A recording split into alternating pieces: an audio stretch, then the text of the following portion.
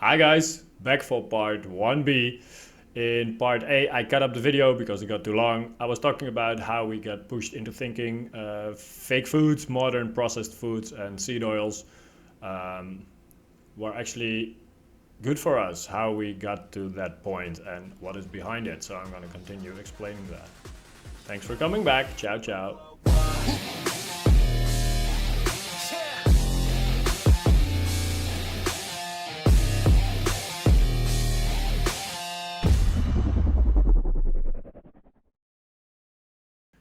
If we want to dig a bit deeper into why this happened, and this is the thing that already may have influenced ancient keys, but is still influencing a lot of people nowadays into thinking that modern foods are healthy and that ancient foods, the foods we had like up until 100 years ago, when they started to be vilified, or like 60, 70 years ago, and demonized, we had those for a couple million years.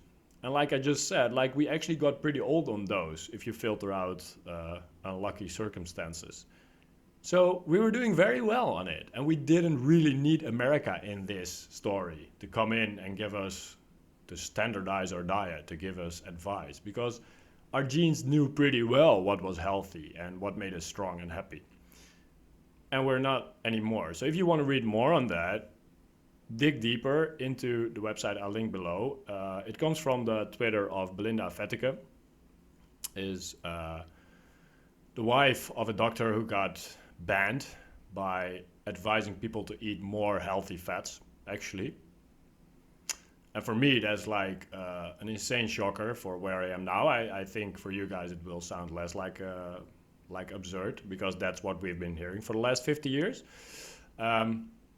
But read the article, and then you will find that there's actually a lot of religion behind it, and that we've been made to believe that touching animals, eating animals for food, and killing animals for food is actually bad. You're a bad human being if you do that.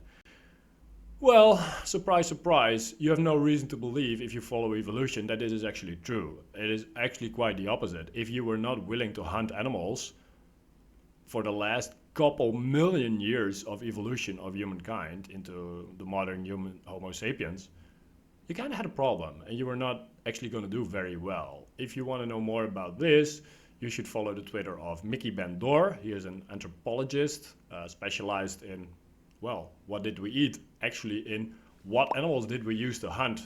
Some fun facts. The bigger the animal, the more we wanted it, because the more fat it had all year round. Aboriginals still do it up to this day. They feel, after they killed an animal, they feel for how much fat is there, and if it's not fat enough, they let it go and they move on. This should give us some reason to believe that the fat might actually be worth going after, and that it's not dangerous at all. So, a lot of debunked science nowadays. Dr Ioannidis from Greece, I read an article from him like 10 years ago that clearly shows that the vast majority of research, Dr. Ioannidis, the vast majority of research on nutrition and medicine is actually bullshit. Which makes it extremely complicated to follow, to know what to follow. I understand. I also saw another report last week that 95% of research done while being funded by the industry will show a different result than objective research that is not funded by the industry of the thing that you're actually trying to research. Surprise, surprise. If you pay for the research, if you pay for the science, you get the science you want. This is clearly shown. Another reason for us to be very careful about who we believe, what sources we want to believe.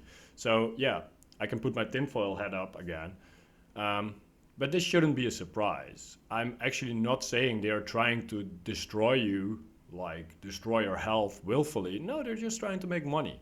They're just trying to run their business. And that's very important to actually understand. So you can see where they come from, and you can see what steps you want to take back control over your health and happiness. So I'll give you guys a fun analogy. We're gonna draw a house and then pretend that that is nutrition in 2019.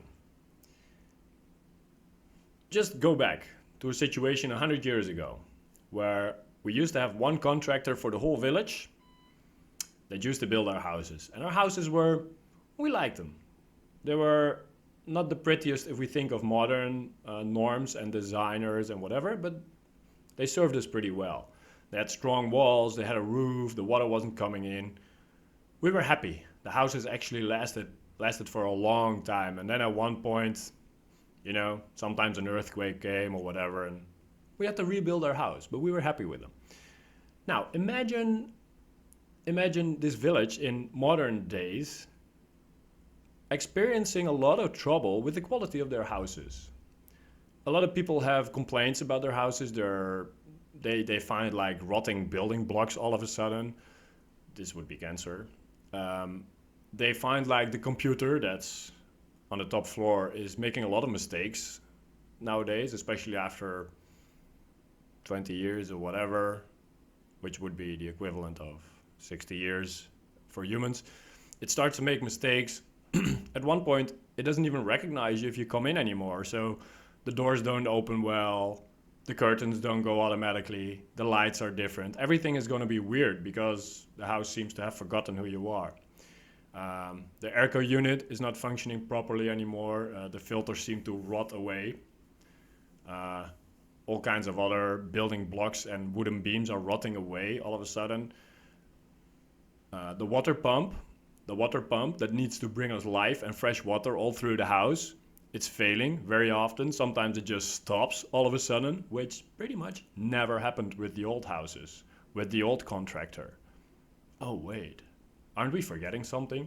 Like, people tend to believe now that the quality of their houses going down that much is because we have so much stress, because we look at screens so much or whatever. But we seem to forget one thing, that we actually switched contractor like 30, 40, 50 years ago, which would be the equivalent of 10 years in the story of the village. And that pretty much all those problems only started showing up after we did that. Again, it seems like, for me, this is an extremely big factor, way bigger than just blaming an earthquake, stress, or the wind. The wind has gotten a lot stronger, and the sunshine on our houses made them, well, get destroyed or whatever. Well, for me, these are very tiny components, very tiny factors, if we think about the quality of the building materials that we put in and the quality of the constructor. The constructor we had for a couple million years, he made amazingly strong houses. And now we are just falling apart. And for me, it seems like nutrition, like the input, the physical input we give our bodies, is extremely underrated. So instead of trying to fix all the other circumstances, getting enough sleep, being well connected, having a lot of friends, being social, making sure you don't stress too much, reducing toxics, like other kind of toxic stuff, obviously it all needs to be done. But it's my personal opinion, and not only mine, that nutrition is like underrated vastly still in this, especially, well, some toxic elements of our current diet. If you want to know more where my opinion comes from, I would advise you strongly to just follow my nutrition list on Twitter. There's like 100 people in there, or a bit less now, that I think are objective and honest and super experts in, well, all the stuff I talk about. So don't accept my word for the truth. I feel it's a lot closer to the truth than objectively seen than mainstream advice. But it's a starting point for you to keep studying. So where do we go from here? I have one way to summarize all this in what I think would be the best course of action to take. So I'm going to make it easy for you guys. If you want to be happy and healthy, you should follow a diet that maximizes nutrients, minimizes toxicity, and eat for satiety. So, manu mitos. Say it after me. Manu mitos. Wait. Okay, first of all, Steven, that sounds like shit. And we don't need another shit diet because we already have the sad diet and we want to get rid of it. So, I'm gonna make it a lot easier for you guys. Manu mito. Woo. We don't need that one anymore. I have something way better for you guys. Way easier as well. If you want to be happy, if you want to be strong, if you want to be successful in life, eat like a fucking Viking, eat like a champion. Woo! Boom, there it is. Eat real food, guys. That's it. That's what it is. Eat real foods, guys. That's it. Okay. That was the most important part. From now on, I will try to explain why I think this needs to be done and how it needs to be done, and well, a lot of other fun stuff. Next week, I will go into what specific type of diets we have on the planet, what the main diets are, their characteristics, and of course, my opinion on it. And yes, that's going to be the fun stuff, guys. For now, thanks a lot for watching. Hopefully see you somewhere next week. I'ma blow up.